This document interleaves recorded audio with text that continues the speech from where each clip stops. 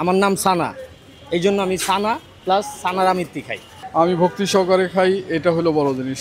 আমি তো খাইতে পারছি, ওখানে 10 জনে কি বলে জানি না, আমার লেগাজন ভালো। ঢাকার মতিঝিল রাজধানীর অন্যতম ব্যস্ততম এলাকা। চারপাশে অফিস পাড়া, ব্যস্ত মানুষ, গাড়ির শব্দ আর জীবনের ক্লান্ত ছাপ। এর মাঝেই ফুটপাতের এক কোণে দাঁড়িয়ে রয়েছে ছোট্ট একটি দোকান, যেখানে নেই ঝা চকচকে সাইনবোর্ড, নেই আলোর ঝলকানি, তবু মানুষের ভিড় যেন লেগেই থাকে। এই দোকানের নাম নেই কোনো আধুনিকতা, কিন্তু রয়েছে 42 বছরের ইতিহাস আর অগণিত মানুষের ভালোবাসা। শরীয়তপুর থেকে প্রতিদিন ঢাকায় আনা হয় মিষ্টির উপকরণ, আর স্নিগ্ধ স্বাদের সঞ্চার হয় প্রতি টুকরো মিষ্টিতে। রসমালাই, মালাই চপ, ছানার জিলাপি, দই, কি নেই এই ছোট্ট দোকানটিতে।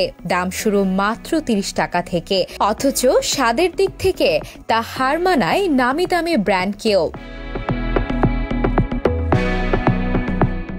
দোকানটির সূচনা হয়েছিল প্রায় 1983 সালে তারা মিয়ার হাত ধরে। এখন সেই মিষ্টির ব্যবসার হাল ধরেছেন পরিবারের সদস্যরা। বর্তমানে সেখানে মিষ্টি বিক্রির দায়িত্বে রয়েছেন শান্তি ঘোষ, যিনি বলেন, আমরা সবসময় সততার সঙ্গে ব্যবসা করে এসেছি, তাই মানুষ আমাদের বিশ্বাস করে, ভালোবাসে। এখানে আমাদের বেশ বহু পুরনো দোকান, 42 বছর যাবত দোকান। সর্বপ্রথম আমার মামা দোকানদারি করছে, পরে মামার সাথে তো বড় ভাই, এখন আমি বড় ভাইয়ের সাথে পড়াশোনা ফাঁকে ফাঁকে আমি দোকানদারি করতেছি। কাইন্ডলি আমি আছি 10-15 বছর যাবত। 10-15 বছর। কোথা থেকে মিষ্টিগুলো আনেন? মিষ্টিগুলো আসে আমাদের শরীয়তপুর ডামুডা থেকে।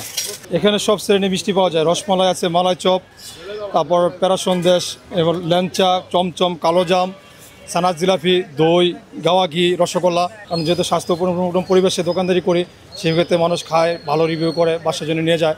প্রতিদিন অফিস শেষে বাড়ি ফেরার পথে এক ঝাঁক মানুষ থেমে যান এই দোকানের সামনে। মিষ্টিপ্রেমী একজন নিয়মিত ক্রেতা হেসে বলেন, 5 টাকা দিয়ে শুরু করেছিলাম, এখন 30 টাকা দেই, কিন্তু স্বাদের কোনো পরিবর্তন হয়নি।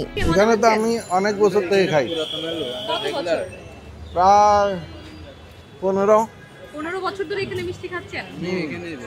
একই রকম স্বাদই আছে কিনা?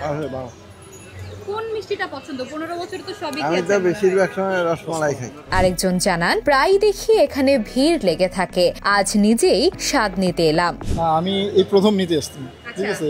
প্রায় যাওয়ার সময়, অফিস থেকে যাওয়ার সময় দেখি, তো মনে হচ্ছে এত মানুষের জটলা দেখি, মনে হচ্ছে ভালো, তো খেয়ে দেখি যে কতটা ভালো। কি মিষ্টি নিচ্ছেন? আমি ছানা নিচ্ছি আর মালাই চপ নিচ্ছি। প্রতিদিন অফিস শেষে বাড়ি ফেরার পথে অনেকেই এখানে থামেন প্রিয় একটি মিষ্টির খোঁজে। কেউ খেয়ে যান সাথে সাথেই, কেউ বানিয়ে যান ঘরে। অনেকের জন্য এটি কেবল একটি দোকান নয়, বরং পুরনো দিনের একটি অভ্যাস।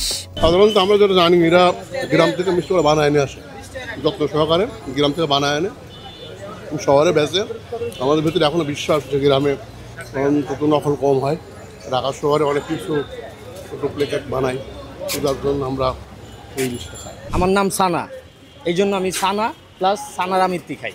দাম কেমন মনে হয়? দাম সীমিত, সবার আয়তের ভিতরে। স্বাস্থ্যসম্মত মনে হয় কিনা? আমার মনে হয়, আমি তো খাইতে পারছি, ওখানে 10 জনে কি বলে জানি না, আমার লেগাজন ভালো। অস্বাস্থ্যকর হলো নিজের কাছে, ঠিক আছে। এখন আমি ভক্তি সহকারে খাই, এটা হলো বড় জিনিস। আর ওদের এটা যে আমি আগে থেকে খাই, কোনো অস্বাস্থ্যকর এমন কিছু দেখিনি।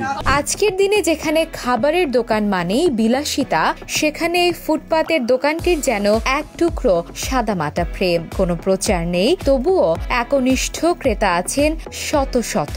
সকাল থেকে সন্ধ্যা পর্যন্ত ভিড় লেগেই থাকে।